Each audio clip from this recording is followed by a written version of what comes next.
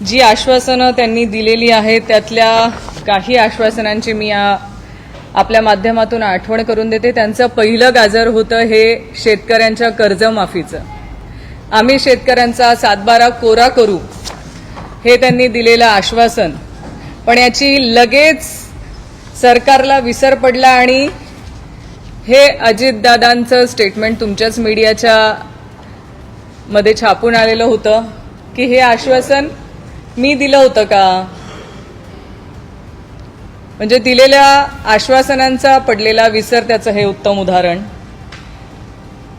आज राज्यातले सगळे शेतकरी कर्जबाजारी झालेले आहेत, हवालदिल झालेले आहेत, कर्जमाफीची सरकारकडनं अपेक्षेने वाट बघत आहेत। आज हे महाराष्ट्राचं दुर्दैव म्हणावं लागेल की सगळ्यात जास्त शेतकऱ्यांच्या आत्महत्या होणारं राज्य जर कुठलं असेल तर ते महाराष्ट्र आहे। आज महाराष्ट्रामध्ये मोठ्या संख्येने शेतकरी आत्महत्या करत आहेत।